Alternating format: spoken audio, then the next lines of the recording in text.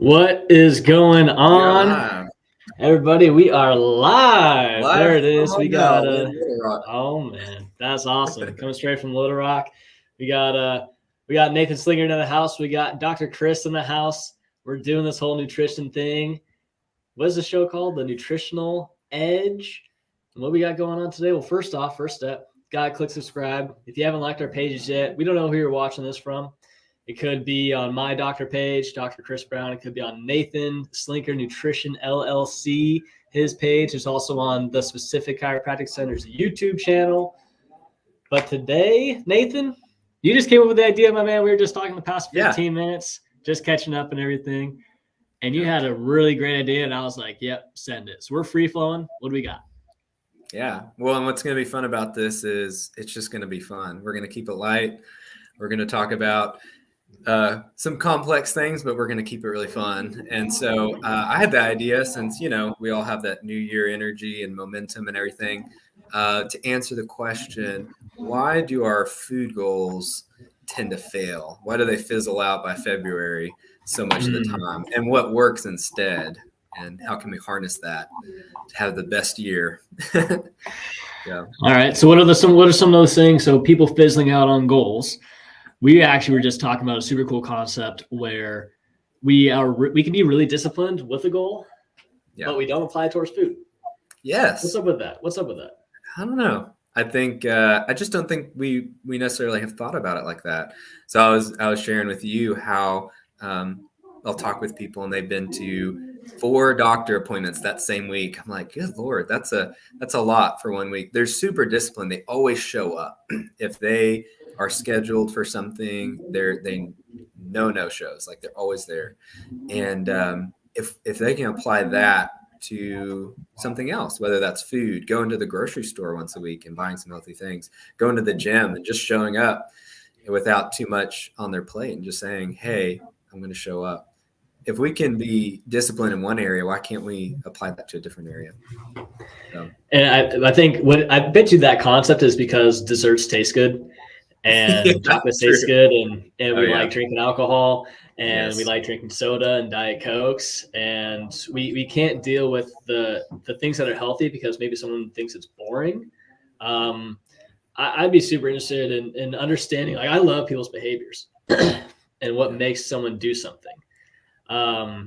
But what people they're doing, they're choosing to regret not being healthy versus choosing to regret not having the Diet Coke and just drinking the water. They're like, in that moment, they're like, okay, I'm going to drink my calories. They're then saying, I'd rather regret drinking, or I'd rather regret not being well later than later in the day being like, dang, I wish I had that Diet Coke. They don't want to have that thought of, I wish I had that Diet Coke. They're just like, no, it'll be good. It won't stack up, but things compound. And I think in terms of like nutritional goals for the year, I mean, that's what it comes down to, is compounding. I mean, how significant is compounding? How's that been in your practice when it comes to nutrition? People not actually sticking to it and things snowballing. Yeah.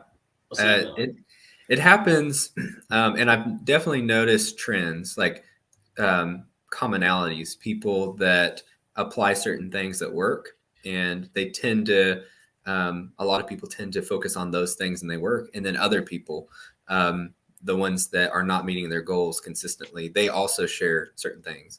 And a lot of people think that the people that tend to succeed in goals must have the most willpower. Or they must, have, they're the closest to their goal already. And I've not found that to be the case at all. I don't think it's a willpower thing. I don't think it's that your goal is too big or something like that at all. So I'll definitely love to share some of the things that I found that have worked for people. But I think it's kind of surprising. But yeah, I think we always shoot to, it just must be my willpower. I don't think so. I think it's how we set up our systems, how we set up our day, how we set up our lives, and if we're doing it alone or if we have people supporting us. But I definitely want to mention, as you're talking about how making food goals and staying disciplined can be so tough for people who are usually disciplined. They might be very good at showing up to where they need to show up, but with food, it's hard. And part of that we can blame, our bodies. Food has, and especially less healthy food and processed food, releases a lot of endorphins, and those are brain chemicals that make us happy. So we're kind of up against that, and we're up against a society where processed food is readily available. So it's hard, very, very difficult to follow those goals, because when food tastes so good and we get happy chemicals from that, then it's easy. It's easy to choose to avoid the food goals. So it's hard. So the dopamine that we get from the tasty food we eat is overriding the willpower or the discipline of the goal that we set in the first place, to where we cave. Yeah. And then we say, okay, we're okay with caving. And so now, instead of flexing my discipline muscle, I flex my cave in muscle. Yes. And I just give in, and I don't actually get to the place where I want. I had a thought yesterday thinking about goals, because we set a super long-term goal. Like, okay, this entire year, I'm going to behave this way. I'm going to drink water every day and eat well all 365 days. And it's like, dude, that's a long season. That is 12 months. Football is 4 months. Yeah. And they have to practice every single day for just one game. Yeah. Whereas if we're trying to do this super simple thing, it's not the act that's hard. It's sticking to your plan. Your plan isn't wrong. Yeah. Your plan isn't incorrect. It's that you just haven't been able to do the thing you said you're going to do at the time you said you're going to do it. Yes. Yeah. Absolutely. And it's fascinating how and also we just give up. We don't just try to play with it. We don't try to flow with going down the rabbit hole of what it is that we're doing. Yeah. And we just get stuck, give up, and say, well, next year. But we set those goals because we know that there's a version of us within ourselves that is capable of making that a reality. Yeah. But if there's no actual plan, or like you mentioned, systems, there's no actual system to curb the behavior and retrain a new behavior, then that goal is going to stay just that. Goal. Yeah. Okay. So systems, what do we need? If I've had some people say that I want to drink more water, eat healthier, be more consistent with that. That's been a really big word when coming up. What are the systems that we can apply to make 2024 that healthy, clean year that we're all hoping it could be? I think it starts with reframing kind of who you are. So if you see yourself through the lens of someone if you see yourself as a failure who's trying as best as they can to do better, then you're always going to come back to, or the baseline is, you're a failure, which is not a good way, and not true at all. But not a good way of looking at things. If you then reset the identity and say, I'm a healthy person starting today, this is healthy Nathan, and I'm going to mess up, and that's okay.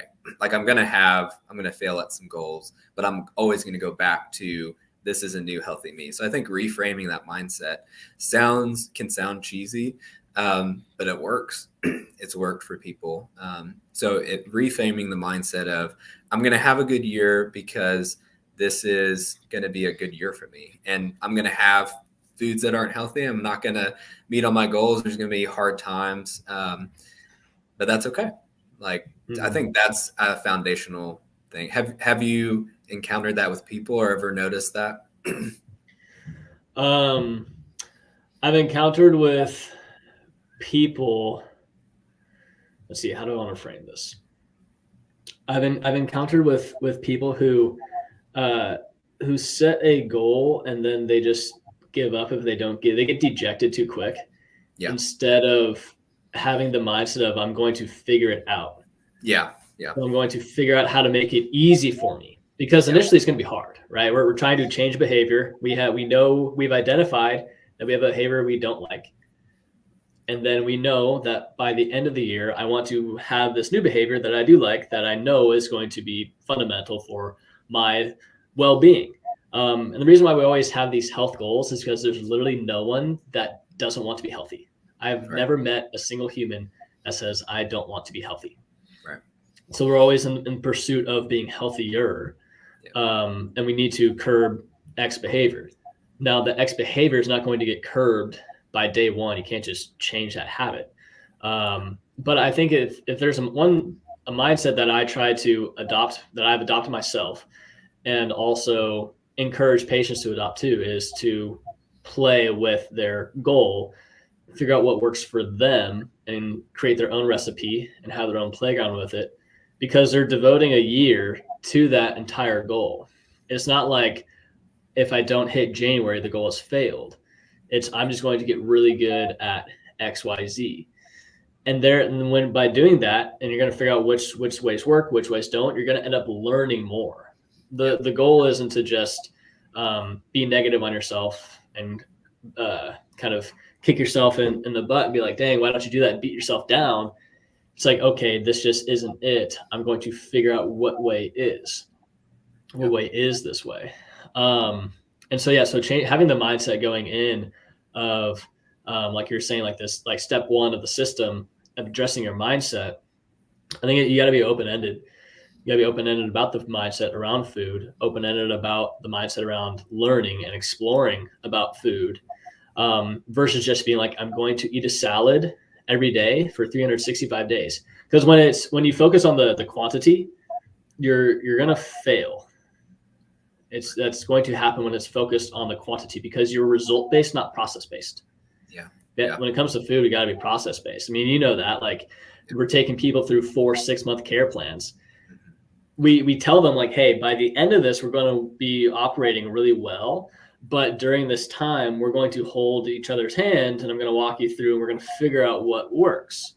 Yeah. And when we set these big goals, we try to have that walk by ourselves. We don't give ourselves a team to do that.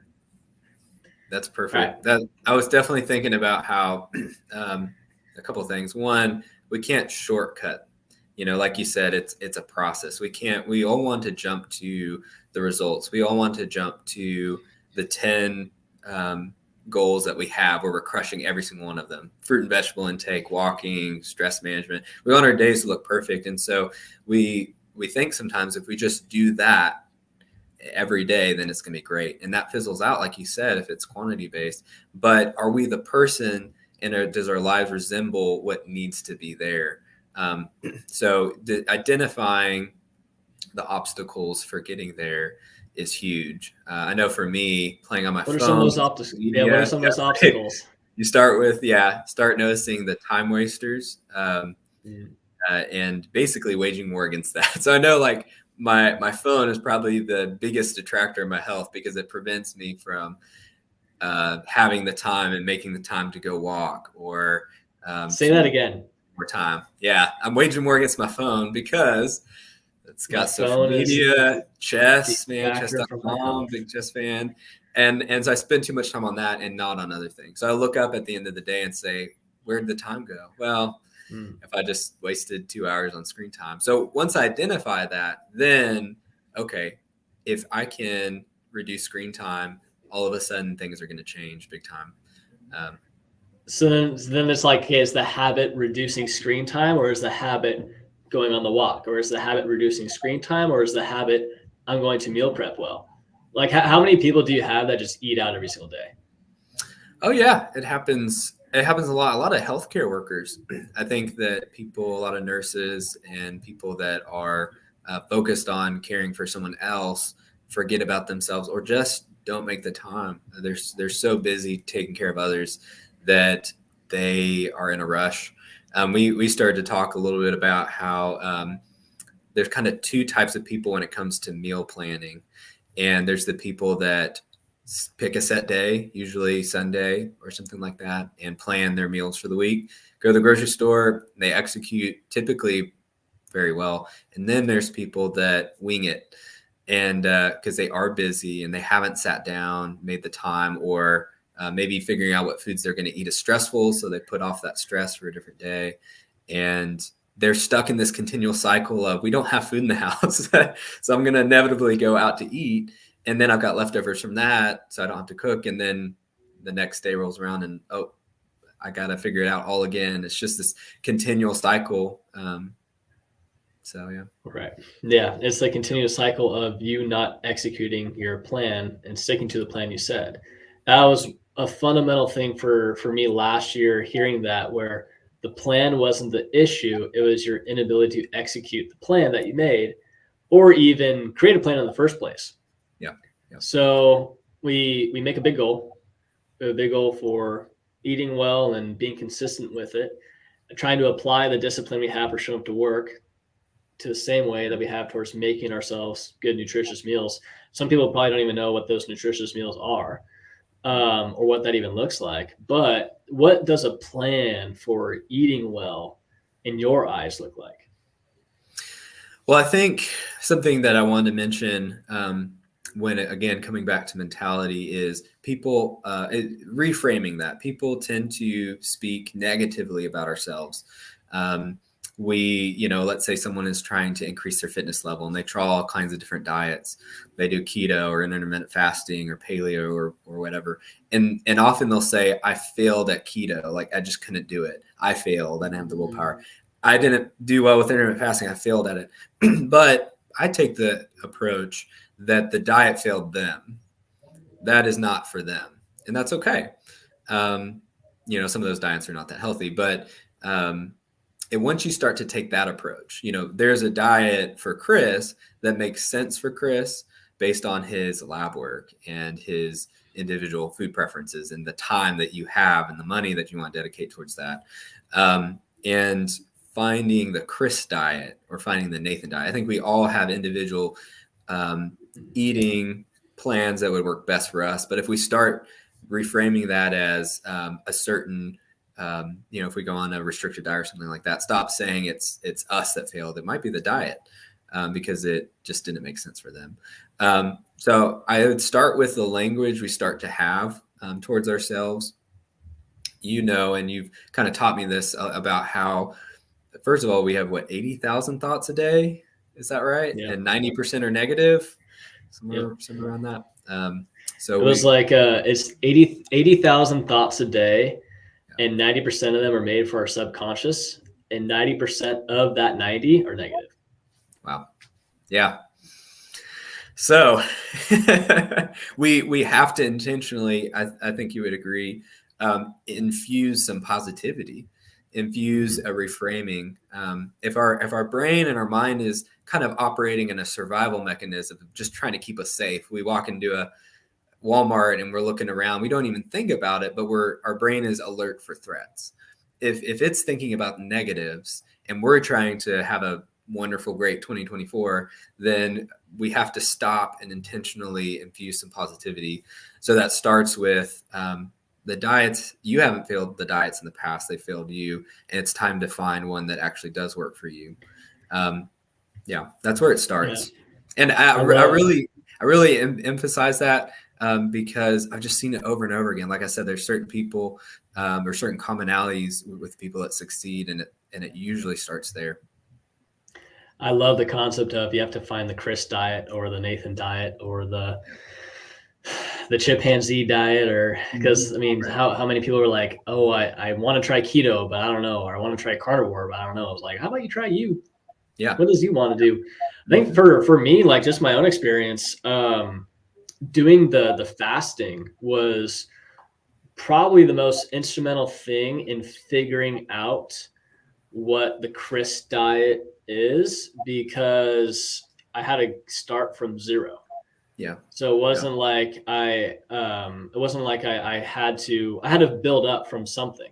And it was when I learned that you want to start with something small, especially coming out of like a really long fast. I did a 4-day fast last year and a 5-day one. So coming out of something pretty extreme like that, you have to start super small and then build your way up. And it was a probiotic, light, easily digestible. So I picked the yogurt, sauerkraut, and then it went to still something that was easily digestible, maybe a little bit of protein in it. So I went with like my smoothie that I make. And then it was steamed veggies. And then it was meat. My main takeaway with that was it was one of the items per thing instead of having that diverse plate.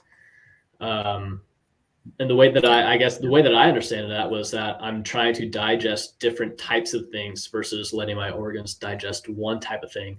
And my brain book is called the mono meal. I thought that was pretty fascinating. Yeah. So how can we, so if we're constantly looking out for threats, we're constantly having negative thoughts. A lot of that is sympathetic nervous system. And when we're thinking about food, we want to be parasympathetic, but at the same time, we want to have positive food thoughts and positive approaches. Is there something consistent that's coming up? Where's people's first step towards figuring out the Steven Tylet and the Sarah diet? Like, what's step one? What even is that? I mean, ideally, I think it's finding your support system. I think it's finding people that are going to keep you accountable. I've talked with many people that say, well, I'm going to have to do this alone because my family eats different, or they don't like vegetables, or, like it's just not going to happen. And 99 times out of 100, they have a lot of difficulties following that.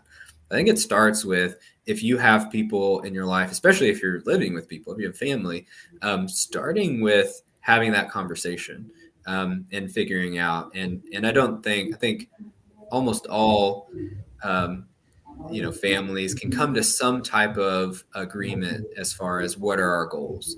So if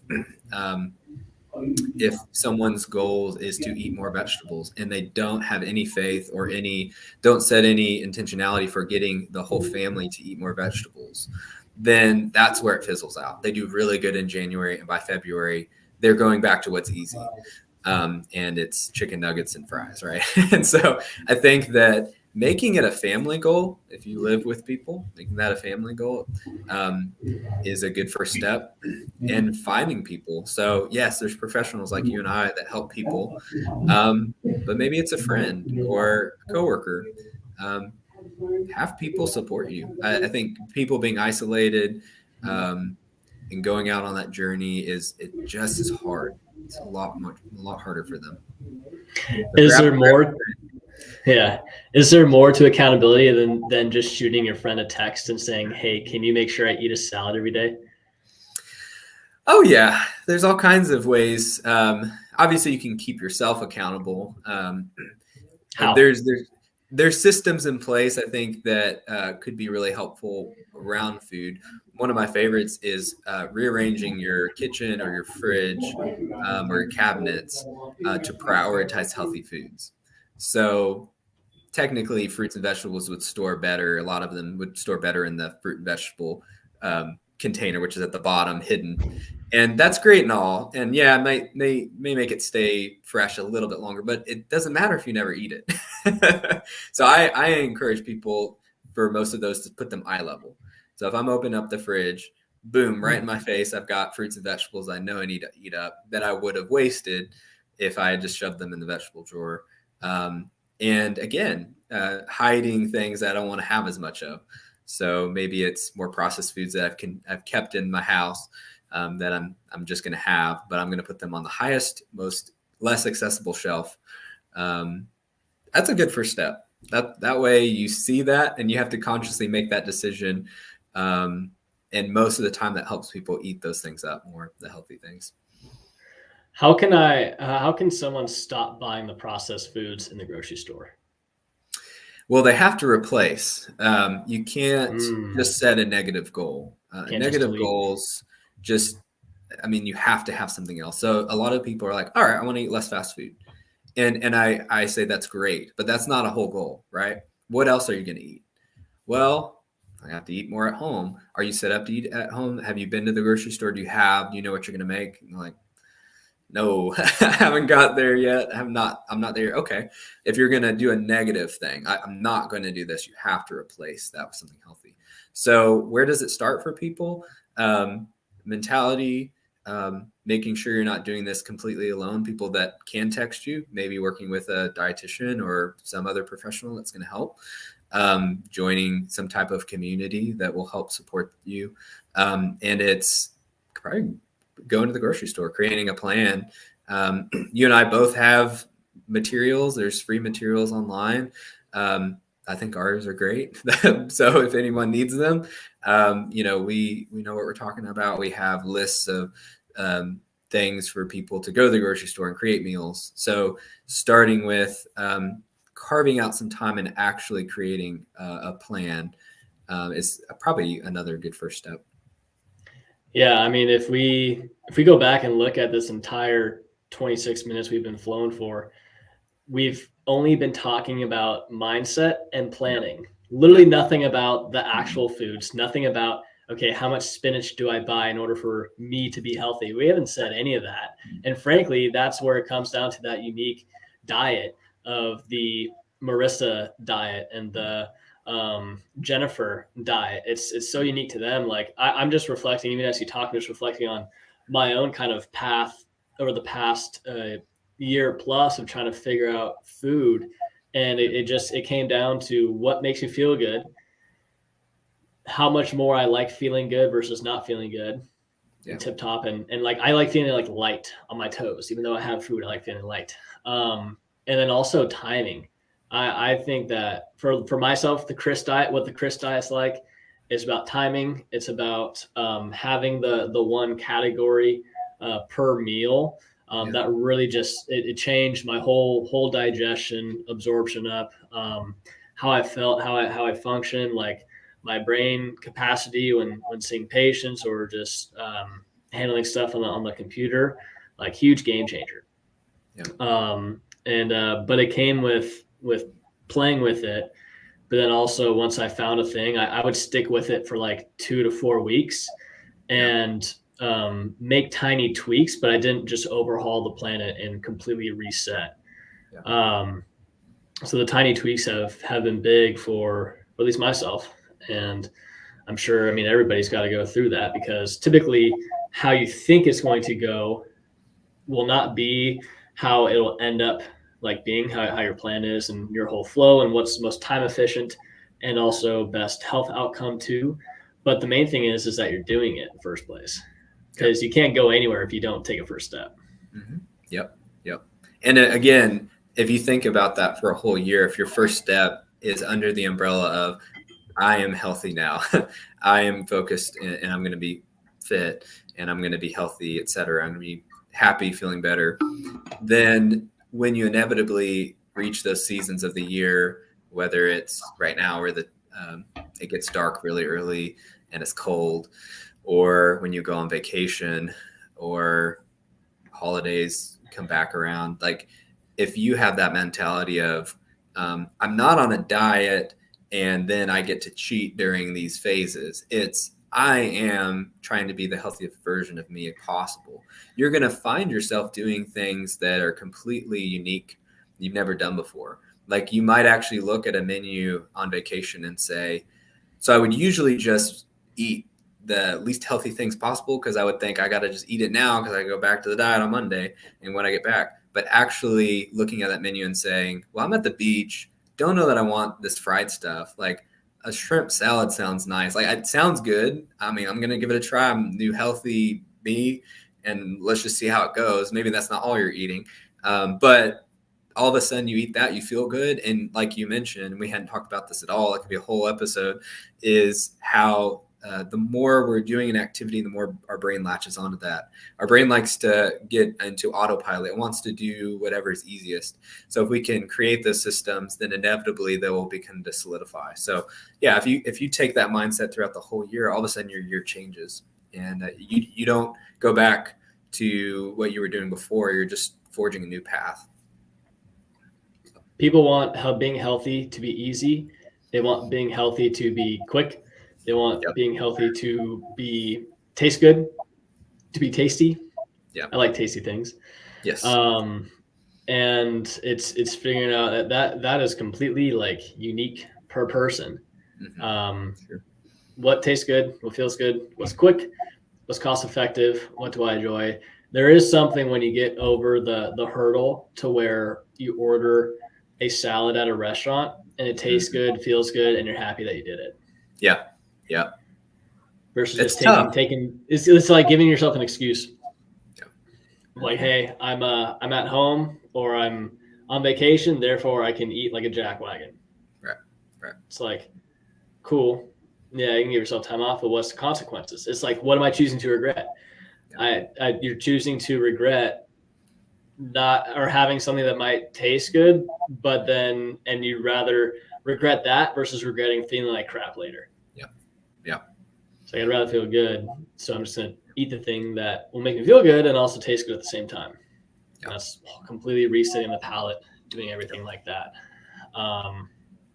And if you can go back to a good norm, if you can set that norm as my usual routine is healthy, and we'll talk a lot about that. If we always go back to that, it's about what we go back to, right? So if I were to eat a really unhealthy meal, I'm not going to feel good.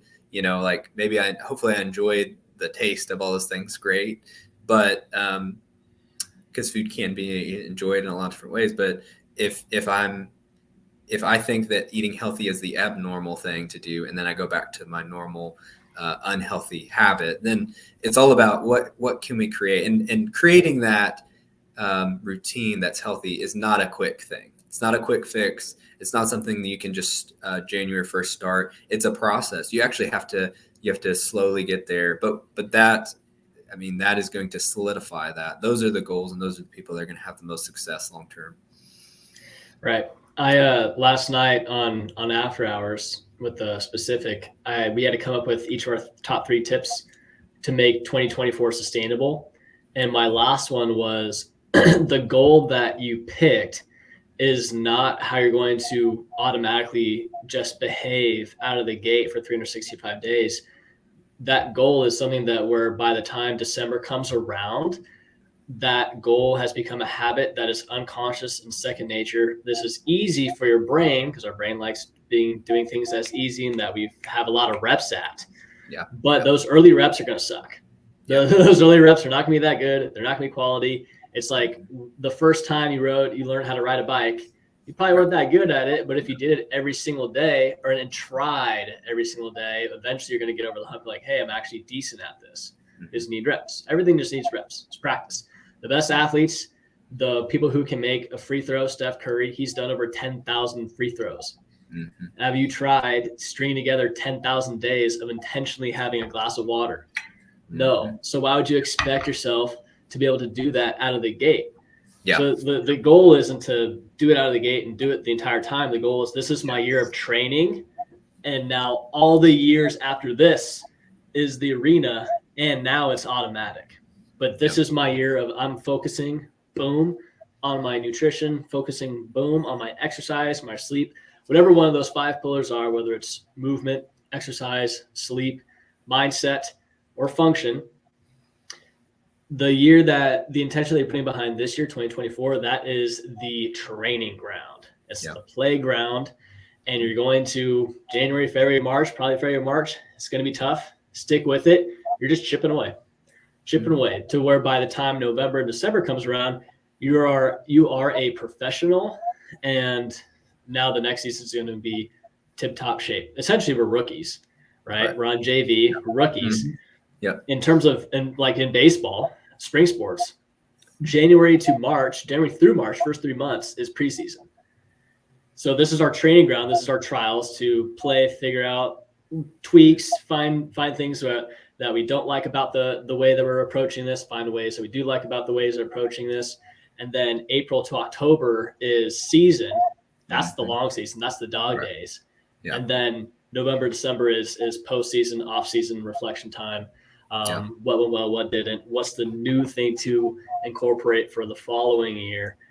We think the whole year is season, but really right now it's just training grounds. Man, I love that. I like those baseball metaphors I see you pulling out. Oh, I do all the time. Full of them. Good. Full of them. That's wonderful. Well, I know you can't really see the time. We're at 12:35. When's your next client? Oh, I got one coming up at 1. Woo! Me too. That makes 2 of us. So we got to hop on off. But for those that are looking, looks like we got 5 on there. Drop a comment below. Give us your favorite takeaway. Make sure you like, subscribe to the page. Give us your favorite takeaway. Maybe also give us one thing that you want us to go in on next time. Like I said, we're doing these weekly Thursdays at noon. We're hopping on, doing the big thing. And we want your guys' input on what we go in on, because it's going to get, we're starting very broad, right? Start the year. We're really just approaching the mindset, the behavior behind the things we're going to get into. But there's going to be a day where I'm all like, all right, man, so what's in these keto sweets? What is oxalate? What is all these things? What's it? Should I eat sardines? How much tuna can I eat to balance out the amount of mercury? What brand do I get? Like, it's going to get nitty gritty like that, because that's kind of stuff we talk about when I'm kicking it at your house. Yep. And I love those combos. But comments, give a like, subscribe, like each other's page. Let us know what we need to be going in on for you, and make sure to invite some people. Nathan, do we got any last words before we sign off and get to our peeps? I don't think so. Yeah, I'd love to hear in the comments like what you guys like and what y'all want us to talk about. It's gonna be fun. I'm really gonna enjoy these. That's awesome. The Nutritional Edge, first time, first run around, pretty smooth, pretty clean, and I think there's definitely some good takeaways in there. Definitely mine was like the Chris diet, the Nathan diet. Everyone needs to be unique, and it's more than just feel. There's also a lot of tests that can be used to objectively determine what is the best Chris diet. That's right. That's what I want to know. Yes. There it is. Until next time, everybody, we'll be taking care. Stay fresh. Stay frosty. Stay frosty, friends. Stay frosty, Little Rock, Arkansas. See y'all next Thursday.